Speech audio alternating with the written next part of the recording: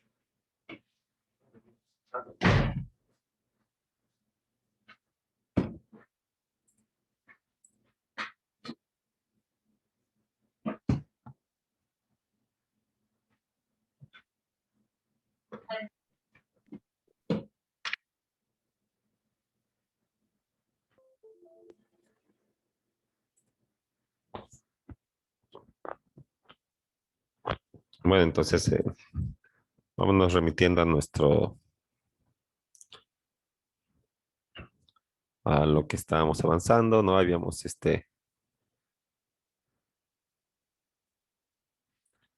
Estábamos terminando de ver esto de los trámites en la vía voluntaria notarial, ¿no? En todo caso, ¿verdad? Estábamos revisando al terminar, ¿no? Que existen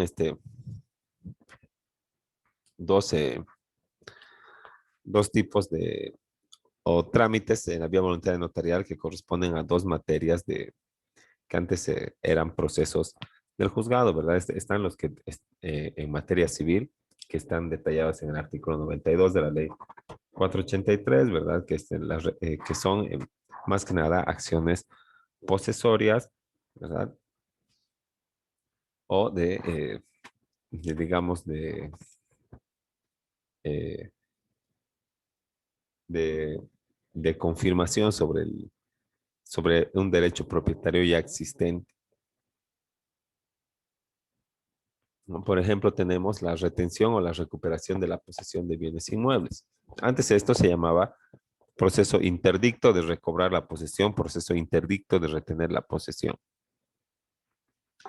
¿Qué quiere decir eso? Que yo soy propietario, pero por alguna razón de la vida ya no estoy en posesión de mi bien. Sigo teniendo el título propietario, pero no estoy en posesión del bien. Me han, este, me han despojado de la posesión de bienes inmuebles, ¿no? Lotes, casas, departamentos, parqueos, bauleras.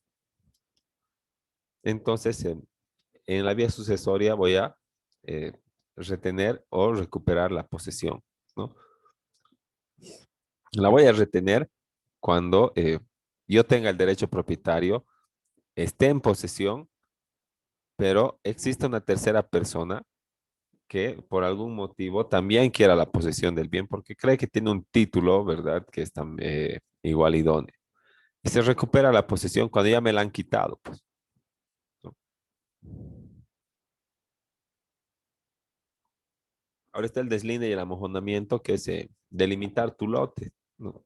Poner las cuatro piedritas que establecen los límites con los lotes vecinos. La división o partición inmobiliaria, por ejemplo, cuando conformemos una comunidad, el, digamos, de una masa hereditaria, ¿verdad? Que existe un bien que lo vamos a subdividir entre todos los herederos. No siempre y cuando se permita o alcance la superficie, porque tienen que tomar en cuenta que dentro del municipio del Cercado no puede existir un lote de menos de 200 metros cuadrados, ¿no? Entonces, una casa o un edificio no puede estar emplazado en un lote, no puede existir un lote que tenga menos de esta superficie, no pueden aprobar, el municipio no puede aprobar estas superficies menores a estos 200 metros. Tal vez en otros municipios sea menor el número o tal vez mayor el número de metros, ¿no? Pero eso es con carácter del gobierno autónomo municipal nada más. Luego está la aclaración de límites y las medianerías, el proceso sucesorio sin testamento, que, bueno, el proceso sucesorio sin testamento es aceptar la herencia. Uno no necesita de testamento en Bolivia, por lo menos, para poder heredar. Uno hereda por intermedio de la ley. O sea que la ley dice que soy heredero porque soy hijo, ¿no? O porque si no soy, si no, si no soy hijo, entonces tengo relación con el fallecido, ¿no? En el segundo grado de consanguinidad y, perdón, segundo de afinidad y cuarto de consanguinidad, de acuerdo a las reglas establecidas para el derecho sucesorio.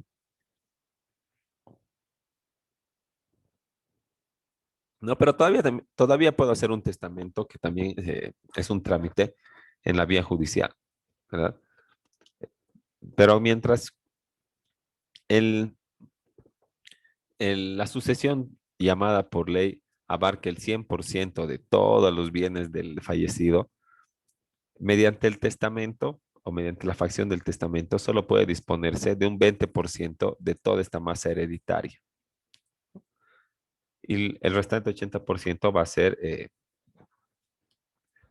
repartido de acuerdo a la normativa o a la sucesión legal.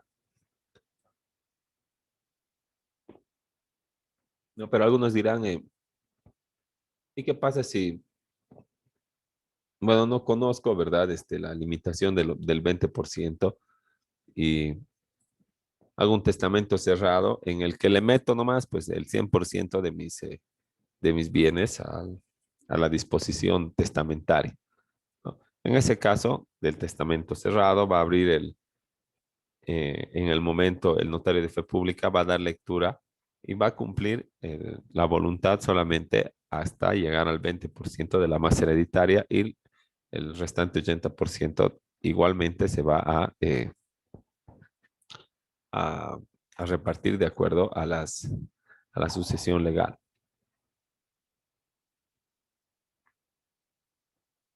¿no?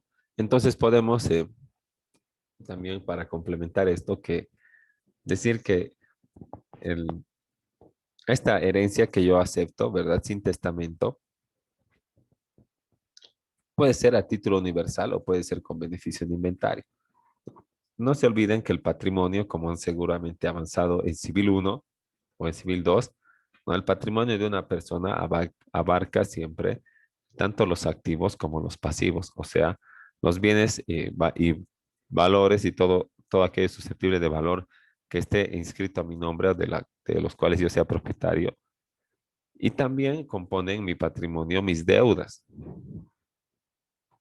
¿no? Entonces, si mis deudas, si yo heredo con título, a título universal, ¿qué quiere decir? Que estoy aceptando las deudas y también los beneficios, ¿no?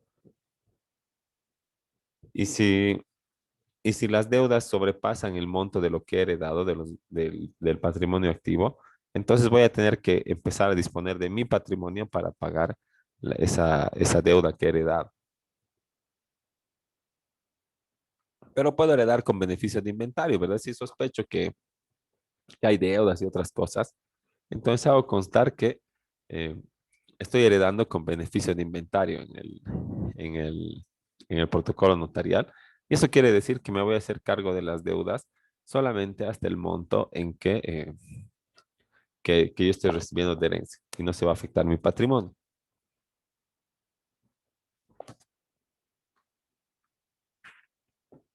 ¿no?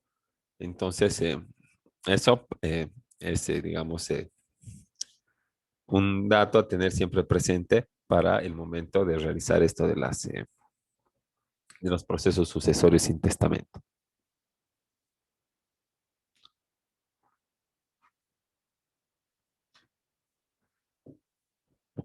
Ahora, en cuanto a los testamentos, ¿no? Y para finalizar, habíamos dicho que hay abierto y hay cerrado, ¿no? El testamento abierto, eh, bueno, el que quiere dejar su última voluntad plasmada, va al notario con sus testigos y le dicta al notario lo que quiere hacer con sus bienes. El notario agarra, lo cierra, lo guarda en el archivo, no se firman los testigos y todo, y cuando se produzca el fallecimiento, vienen los testigos, anuncian al notario, ¿verdad? Se notifica a los herederos y se da lectura, ¿no? Entonces, el notario está en conocimiento del contenido de la voluntad del fallecido y podía haber direccionado por ejemplo, decirle, no, no puedes pasarte el 20% y demás. Pero en el testamento cerrado, ¿verdad? Va a ir con los testigos también el- la persona que quiere dejar su voluntad expresamente declarada y va a llevar su detalle, va a llevar su voluntad, ¿no? En un medio físico, que es un documento que va a estar sellado y va a ser entregado en un folder, no en un folder, perdón, en un sobre. Y este sobre se va a guardar. Entonces el notario no va a tener este conocimiento de cuál es la voluntad y solamente cuando se produzca el fallecimiento van a constituirse en su notaría los herederos, los testigos y se va a recién a aperturar el, el testamento en su modalidad de testamento cerrado. Otro proceso son los sucesorios, ya habíamos visto, la división y partición de herencia y la apertura de testamento cerrado que les estaba describiendo,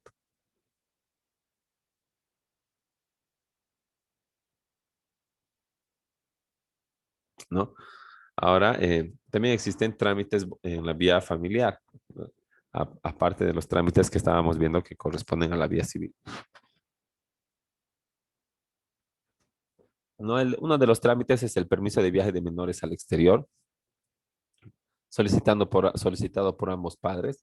Antes tenía que recurrirse al juzgado, ¿verdad? Y obtener el permiso ahí, pero si los dos padres están presentes y están de acuerdo, si viven juntos, o bueno, no siempre viven juntos, ¿verdad? Pero si se constituyen juntos al juzgado o pueden constituirse juntos a la institución para darle permiso a ambos a su hijo, ¿no?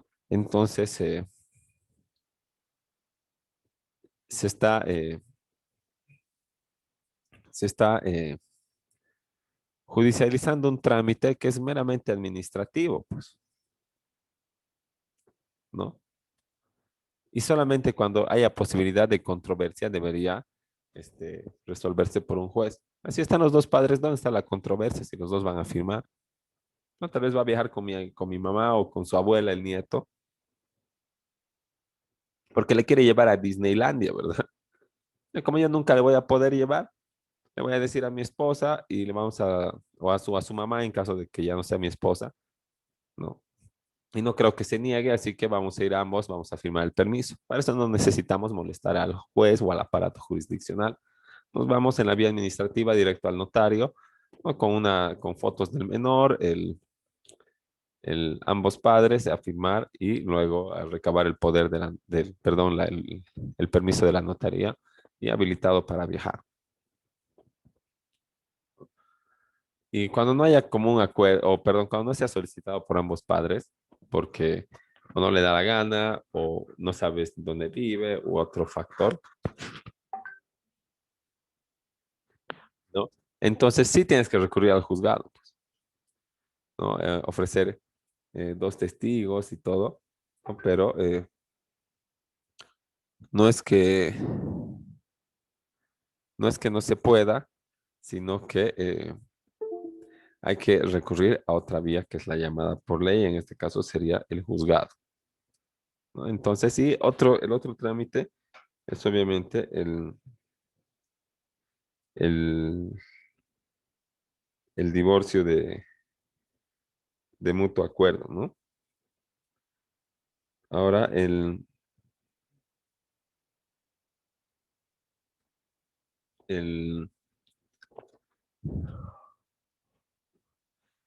vamos a ver este trámite, ¿no? De manera particular, que es lo que es el divorcio, ¿no? Para ir un poquito estableciendo el marco jurídico, conceptual de este trámite en la vía voluntaria notarial,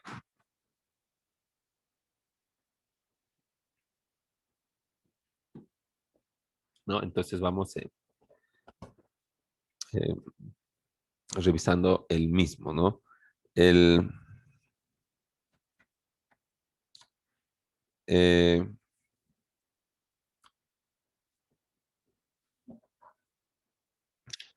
el divorcio notarial, ¿verdad? Ya sea en la vía judicial o en la vía notarial, o sea, administrativa, tiene el mismo efecto, ¿verdad? Que es disolver el vínculo matrimonial que estaba vigente entre el esposo y la esposa, ¿verdad? Y que indudablemente tenía ciertos efectos jurídicos, ¿no? Como el, la patria potestad sobre eh, no la patria potestad, ¿no? Sino el deber de guarda sobre los hijos de ambos, el deber de guarda que tienen ambos padres sobre los hijos, ¿verdad? No está uno pagando la asistencia y el otro cuidándoles, ¿no? Ambos están haciendo ambas cosas, ¿verdad? Y otro, la comunidad de gananciales, ¿verdad? Que en mérito al Estado civil se conforma y a partir del, de la fecha del matrimonio hasta, hasta, hasta que no se disuelva, ¿no? Se presume que los bienes que son adquiridos dentro de esta vigencia del matrimonio corresponden a ambos esposos por igual en cuanto al derecho propietario. Entonces, si yo me caso y quiero hacerme al vivo y no cambio mi estado civil en mi carnet porque digo, está vigente todavía 4 años y después voy a cambiar, ¿no? Y sigo soltero y me voy a comprar un lotecito sin que se entere mi esposa, ¿no? No va a surtir efecto mi avivada porque si nos llegamos a divorciar y se hace una averiguación patrimonial, se va a ver de que el asiento del registro de propiedad eh, tiene fecha dentro de la que estaba vigente el matrimonio, entonces automáticamente se va a salvar los derechos de la esposa por el 50%, ¿no? Entonces, esa es una de las cosas más importantes, digamos, del vínculo matrimonial o lo que buscan disolver, ¿no? Por la razón por la que se, más allá de separarse de hecho, siempre buscamos la formalidad de que se anule la partida para poder actuar, ¿no? En la vida cotidiana sin tener que estar beneficiando a la otra persona con nuestros negocios jurídicos, ¿no? Cada vez que compremos algo dentro del vínculo matrimonial va a corresponder por derecho a mi esposo o a mi esposa, ¿no? De acuerdo a, bueno, a la situación en la que se encuentren y como queremos evitar esto, necesitamos retrotraer nuestro estado civil, ¿verdad? No, bueno, no retrotraer porque de solteros hemos cambiado a casados y no vamos a volver a solteros, sino vamos a volver a cambiar a divorciados, ¿no? Entonces, esta ruptura del vínculo se llevaba a cabo solamente por los juzgados, ¿no? Pero ahora desde el, eh, el- desde la promulgación de la ley del notariado plurinacional y el nuevo código de las familias, ¿verdad? Se puede realizar en la vía administrativa o en la vía voluntaria notarial. Y este matrimonio se puede extinguir por divorcio o desvinculación, que está en el artículo 204, que es lo que se hace en la vía notarial o en la vía judicial, o por el fallecimiento o declaración del fallecimiento presunto de uno de los dos cónyuges, ¿no? ¿Cómo se procede en la vía notarial como en la vía judicial, ¿no? En la vía judicial, o sea, se recurre ante el juzgado de las familias cuando existe una ruptura del proyecto de la vida en común por acuerdo de partes y por voluntad de una de las partes, ¿no? Eh, si ha habido ruptura del proyecto de vida en común, quiere decir que ya no estamos de manera efectiva de acuerdo con con la comunidad de gananciales. Ya no estamos de acuerdo, ¿no? Y la ruptura del proyecto de vida en común se puede dar por los más diversos motivos, porque, porque tú apretas el colino de abajo o porque tú apretas de arriba y tu cónyuge, tu pareja, aprieta de abajo, no le gusta que esté apretado de arriba. Entonces, eso ha dado origen a una situación que hace intolerable la vida en común, ¿no? Entonces, ¿qué ha pasado? Se ha roto el proyecto. No hay que más decir, no hay que justificar como en el anterior código familiar, en el que había que exponer una cláusula, eh, había que apoyarse en una cláusula para disolver el matrimonio. Y obviamente que si alegas una cláusula, pues tienes que ofrecer pruebas, ¿verdad? Y imagínense ofrecer pruebas de una infidelidad. Tenían que ir pues a desfilar los vecinos, a decir, sí, le he visto que se infiere él con ella, ¿no? ¿Y qué se hace? Solamente se exponen, se ponen los trapitos al sol de las partes para dar por concluido un vínculo que ha iniciado por el acuerdo de voluntades, ¿no? Entonces, si ha iniciado por el acuerdo de voluntades, porque nadie te ha puesto una pistola en la nuca para que firmes, ¿verdad? Entonces, que se acabe, pues también por acuerdo de voluntades, ¿verdad? ¿Qué estamos pidiendo? Que se justifique o que se pruebe causal alguna. Y si se va a acabar por acuerdo de voluntades y, y por ende no hay litigio, ¿qué hace el juzgado pronunciándose sobre cosas no litigiosas, ¿no? Entonces lo mandaremos a la vía administrativa, o sea, en la vía notarial, ¿no? Pero obviamente se reserva la vía judicial para esos casos en los que eh, no exista como un acuerdo, no exista voluntad o no manifiesten su voluntad ambas partes, ¿no? Aspectos que hacen eh, que aunque pretenda o ya esté tramitando en la vía administrativa o notarial, me deriven a la vía judicial, ¿no?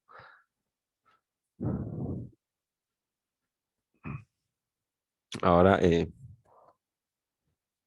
ya me habíamos hablado de la inexistencia de la causal de divorcio, ¿no? Por el efecto de,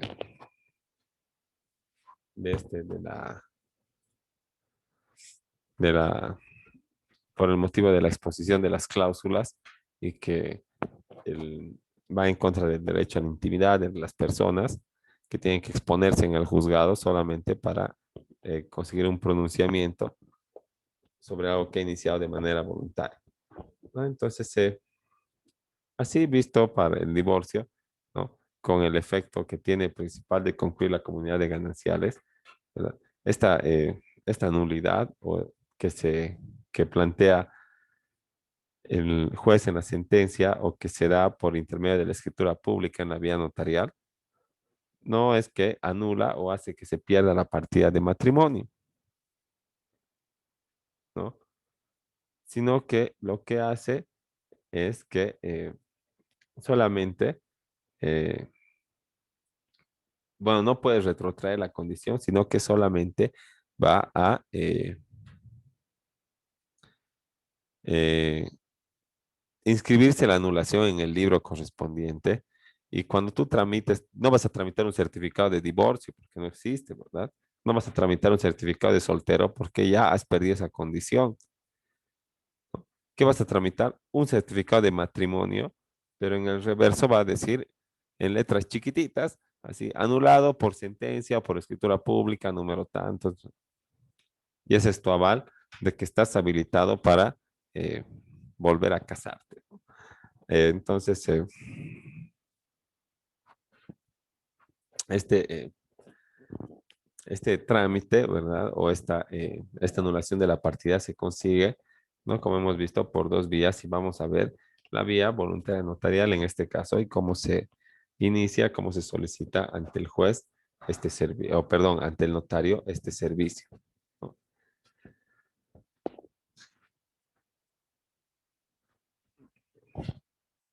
Ahora,